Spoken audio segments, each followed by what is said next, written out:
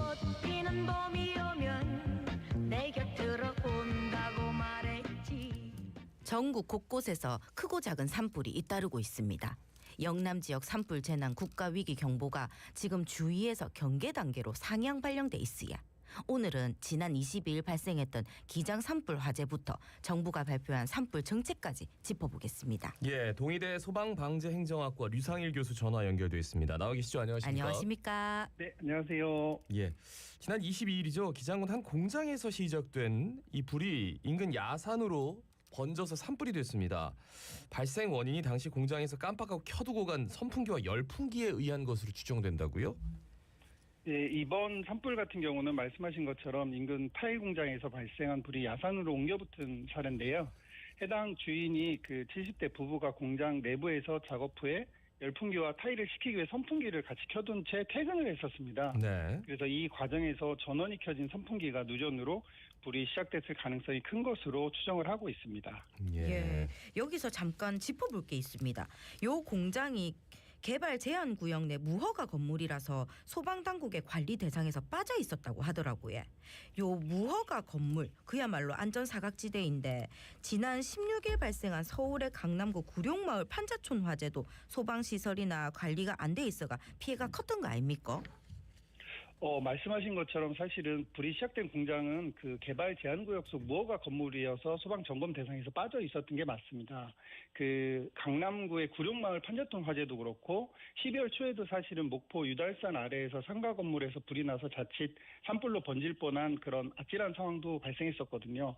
마찬가지로 다 소방 설비가 없는 무허가 상가와 주택이 밀집해 있었습니다. 그래서 이런 지역 같은 경우는 화재 위험이 매우 높게 되는데 이게 무허가 건물은 소방 설비 의무 설치 및 화재 전기 이런 점검 대상에서도 제외가 되는 경우가 많고요. 왜냐하면 건물 자체가 행정 당국에서는 있는 것 자체를 알 수가 없습니다. 허가를 받지 않았기 때문에. 그리고 대부분이 낡은 구조와 밀집된 배치라든가 노후된 전기 시설 이런 걸로 인해서 대형 화재로 이어질 위험성이 매우 큽니다. 아이고, 예. 요 무허가 건물 참 걱정인데 안전을 위해서라도 건축물의 합법 여부를 떠나서 이거를 좀 강제로 소방 점검이나 조사가 이루어지도록 할 수는 없을까요? 사실은 그 화재 예방 및 안전관리에 관한 법률에 보면 제18조에 시도지사가 시장 지역이라든가 목조 건축물이 밀집한 지역이라든가 이번처럼 노후되고 불량 건축물이 밀집한 지역 같은 경우에는 우리가 화재 예방 강화지구로 지정을 할 수 있습니다. 예. 그리고 화재 예방 강화지구로 지정을 하면 소화기구라든가 소방 용수시설이라든가 그밖에 소방에 필요한 설비를 설치할 수 있도록 법적으로 이제 명령을 할 수 있고요. 이게 무허가 건물이라 하더라도 소방법상은 이제 설치를 해라라고 할 수 있고 사실 구룡마을도 화재 예방 강화 지구였었거든요. 미리 이런 거 설치해라라고 했던 지역이었습니다. 그래서 화재 안전 조사도 실시하고 어떤 주택용 소화기라든가 단독 경보용 감지기라든가 이런 것도 무상으로 보급해서 설치가 됐던 지역인데도 불구하고 사실은 그 지역 자체가 위험성이 크기 때문에 화재가 나서 이렇게 어떤 피해가 커지는 사례라고 할 수 있습니다. 예, 무허가 건물이지만 화재 예방 강화지구로 지정이 돼서 어느 정도 관리는 되고 있다. 이런 말씀이시네. 예? 네, 맞습니다. 예, 다시 산불로 돌아가서 며칠 새 전국적으로 크고 작은 산불이 잇따라 발생했거든요.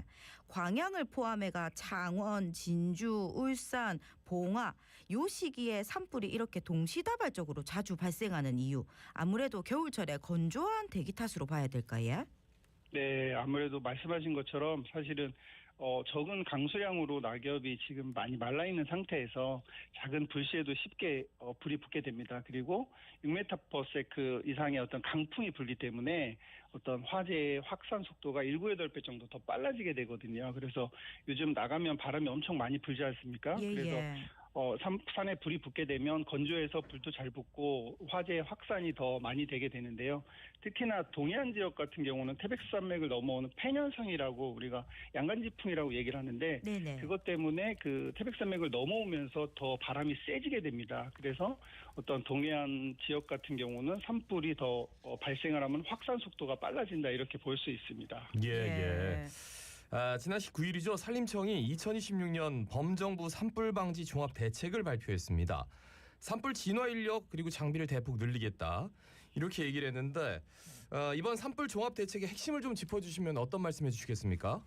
네, 한 몇 가지 정도 말씀드리면 일단 예방 차원에서 입산 통제를 강화하고 소각행위에 대해서 엄단 처벌 기준을 내리고 있습니다. 기존에 과태료가 100만 원이었는데 200만 원으로 상향을 했고요. 네네. 그다음에 이제 AI라든가 드론 같은 경우 첨단 그런 장비를 활용을 해서 산불 모니터링을 더 하겠다 이렇게 발표를 했고 특히나 이제 진화 헬기적인 측면에서 좀 많이 좀 도입을 해서 좀 보강을 하겠다. 그리고 산불을 끌 수 있는 산불 재난 특수 진화 대원을 어떤 증원을 하겠다 이렇게 발표를 하고 있습니다. 예. 이 내용 중에는 골든타임 제도를 통합 운영해가지고 산불이 났을 때 가장 가까운 거리에 있는 헬기가 30분 이내 현장에 도착하도록 하고요. 반경 50km 이내 모든 헬기를 투입하겠다고 했습니다. 이 헬기가 산불 진화에 있어 사실상 가장 중요한 역할을 하는 걸까요? 네, 그 산불이 나면 사실은 그 소방관들이랑 산불 진화 대원들이 접근하기도 힘들 뿐더러 예. 차량도 사실 근처에 가기는 너무 쉽지 않습니다. 열기가 워낙 세고 화재가 크기 때문에 우리가 보통 주택 화재랑은 많이 다르거든요. 네네. 그래서 초동 진화가 핵심인데 말씀하신 것처럼 신고 후 30분 이내에 현장에 도착을 해서 불이 확산되는 걸 막는 게 가장 중요한데 그러기 위해서는 뭐 사람의 접근도 어렵고 그다음에 험한 사막 지역이기 때문에 사실은 뭐 폭포수처럼 물을 쏟아부어서 효율적으로 진화를 해야지 가능을 한데 네네. 그러기 위해서는 이제 말씀하신 것처럼 사실은 헬기를 투입을 해야지만 대형 헬기를 투입을 해야지만 빠른 어떤 초기 진화가 가능하다고 볼 수 있습니다. 근데 저는 그 헬기가 이렇게 물을 쏟고 가는데 야, 저 정도 물 가지고 산불 그게 꺼지겠나? 뭐 이런 생각도 한편으로는 했었어요. 그런데 그 가장 실효적인 방법이라는 거네요. 그죠? 네, 맞습니다. 헬기가 바로바로 투입되도록 하는 게 정말 중요한데 한편으로는 재정 여력이 부족한 시군에서는 노후 헬기를 쓸 수밖에 없다 이런 지적이 꾸준히 제기되고 있습니다. 헬기 도입하고 운영하는 게 보통 이제 지자체 재정으로 이루어지는 것 같습니다. 맞습니까? 네, 맞습니다. 그래서 말씀하신 것처럼 사실은 막대한 비용과 국비 지원이 부족한 상황이기 때문에 예. 재정적으로 더 어렵습니다. 가령 산불 진화 헬기는 대부분 지자체가 민간에서 이제 임차를 해서 운영을 하는데요. 네네. 워낙 가격이 비싸니까 이제 빌려서 쓰는 건데요. 이 임차 비용만 해도 연간 수십억 원이고 아이고. 사실 전액 지방비로 부담을 해야 되기 때문에 재정 여력이 낮은 어떤 지자체는 큰 이제 재정적인 압박을 받을 수 있습니다. 그리고 노 헬기를 교체를 해서 신형 헬기로 구매를 하려고 해도 높은 비용 때문에 이제 지자체 자체 재정만으로는 사실 불가능하거든요. 네네. 말씀드린 것처럼 사실은 구조적인 행정적인 한계가 존재하는 거죠. 산불 진화 업무가 지방자치단체의 고유 사무로 분류되어 있어서 국가 재난 수준의 어떤 대형 산불임에도 불구하고 국비 지원이 원활하지 않은 어떤 구조적인 한계가 있고 헬기를 확보하더라도 사실은 지방에서 그 헬기를 조종할 어떤 숙련된 조종사라든가 정비사를 또 지방에서 구하기도 또 어려운 그런 환경입니다. 네네. 교수님 작년 10월에도 정부가 산불 방지 종합 대책을 내놨잖아요. 그때는 소방청의 산불 진화 권한을 대폭 확대하겠다고 했는데 일각에서는 예산 지원 없이 권한만 확대하는 건 의미가 없다는 이야기도 나왔습니다. 이렇게 종합적으로 살펴보셨을 때 이번 산불 종합 대책의 실효성 어떻게 보시는지 여쭤보고 싶네요. 네, 제가 이제 학자적인 부분으로 봤을 때는 몇 가지 좀 약간 더 보완해야 될 부분이 있는 것 같습니다. 예. 지금 현재는 봄철에만 집중적으로 산불을 관리하고 있는데 네네. 사실은 이제는 산불이 연중 발생을 한다고 봐야 되고요. 더군다나 대형 산불이 계속 발생을 한다고 봐야 되면 사실 작은 산불이 발생하면 지자체가 먼저 들어가고 그게 대형 산불로 발생을 하면 이제 산림청이 투입이 되는 건데요.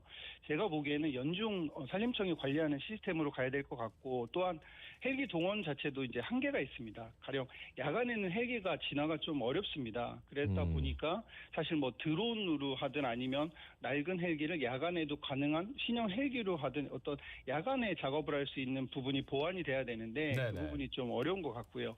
그리고 가장 중요한 건 우리나라가 나무를 너무 잘 심다 보니까 침엽수 위주로 다 고르게 심어놓은 겁니다. 근데 산불에는 사실은 침엽수가 좀 이제 소나무에서 나오는 송지인이 기름에 잘 붙기도 할 뿐더러 수종이 한 가지만 있으면 산불이 더 훨씬 더 대형 산불로 갈 수 있거든요. 그래서 네네. 혼혈임이라고 그래서 침엽수와 화렵수가 섞여 있는 부분은 사실 산불이 크게 확대되지 않습니다. 그래서 어떤 그 산림 조성에 있어서도 우리가 좀 신경을 써야 될 것 같고, 마지막으로 정말 중요한 건 뭐냐면 산림청의 산불 전문 진화대원 같은 경우는 연령층이 고령화가 되어 있거든요. 그래서 네. 이분들이 또 불을 끄는 데 좀 한계가 있기 때문에 소방관처럼 좀 전문 인력 확보가 되고 체력적으로 현장에서 대응력에 좀 문제가 없는 그런 인력으로다가 좀 교체를 해야지만 산불 진화가 가능하지 않을까 이런 생각이 듭니다. 그 부분에 대해서 참 지적을 많이 하는데, 근데 당장 동원해야 될 분들이 다 이 동네에 사시는 주민들이란 말이에요. 근데 다 농촌이고 그러다 보니까 이제 연령이 굉장히 높은 분들이 많아서 진화에 좀 어려움을 겪고 있다, 이런 얘기들이 들리는데, 그 산불 대책 올바르게 세우고 다 좋은데 당장 산불이 발생했을 때 우리가 이렇게 해야 된다라는 것에 대해서는 조금 얘기들이 많이 없어가지고요. 산불을 마주했을 때 어떻게 대처하느냐, 여기에 대해서도 좀 말씀 듣고 싶습니다. 네, 우리가 혹시나 뭐 소각 같은 경우 절대 금지를 해야 되겠지만 예. 우리가 산불이 혹시 날 수도 있지 않습니까? 그러면 작은 산불이랑 맞닥뜨렸을 때는 사실은 처음에 주택에서 화재가 발생했을 때도 소화기로 다 끌 수 있는 것처럼 뭐 외투로다가 이렇게 덮어가지고 끌 수 있으면 외투로 덮어서 두드리고 밟아서 끌 수 있으면 좋습니다. 근데 그게 아니고 산불이 어느 정도 됐으면 산행 중에는 일단 수풀이 우거진 곳이라든가 계곡 쪽이라든가 이쪽으로다가 대피를 하시면 좀 그쪽으로다가 빠르게, 그다음에 뭐 이미 타버린 곳이라든가 화렵수라든가 이런 쪽으로 가셔야 됩니다. 그래서 예.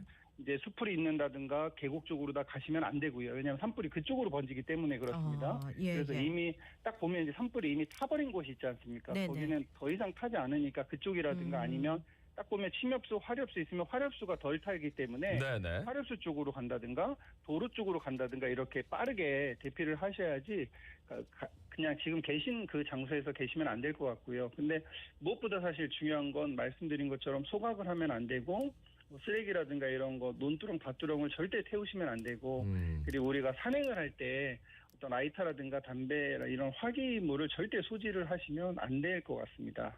예. 네. 아유, 처음부터 이 불씨에 대해서 조심하는 게 제일 중요할 것 같고요. 지금처럼 산불이 빈번하게 발생하는 시기에 되도록 등산을 자제하고 산 근처에 가지 않는 게 좋을지 이것도 좀 고민스럽거든요. 등산은 하셔야 되는데. 그러니까요. 예, 불씨 관리 잘 하셔야겠죠, 그죠? 예. 네, 맞습니다. 사실은 우리가 제일 산불이 많이 발생하는 게 365일 중에 4월 5일 식목일입니다. 그렇죠. 식목일이 예. 사실은 가장 많이 발생하는데 그게 사람들이 가장 많이 그 산에 가기 때문에 그렇죠, 그렇거든요. 그렇죠. 네. 그래서 사실은 산불은 산이 문제가 아니라 이제 등산을 하시고 들어가는 사람에 의해서 발생하는 거기 때문에 우리가 다 같이 조심을 하면 좀 산불을 예방할 수 있다, 이렇게 생각을 하시면 좋을 것 같습니다. 그래요. 별거 아닙니다. 산에서는 불 같은 거 아예 그냥 소지하지 않고 가는 게 예. 예, 맞습니다. 정말 산에 가서 이제 좋은 공기 마시고 돌아와서 집에서 아니면은 그 입구 식당에서 맛있는 거 드시면 되잖아요. 그죠? 예. 얼마나 맛있는데 아유, 맛집이 그러니까 많은데. 좋은 데가 참 많습니다. 그러니까 뭐 예. 하려고 거기서 그러면 안 됩니다. 말씀 잘 들었습니다. 고맙습니다. 감사합니다. 감사합니다. 예, 동의대 소방방재행정학과 류상일 교수였습니다. 예, 자갈치 아침에 1부 요렇게 정리하고요. 저희는 2부에서 또 풍성한 소식으로 들고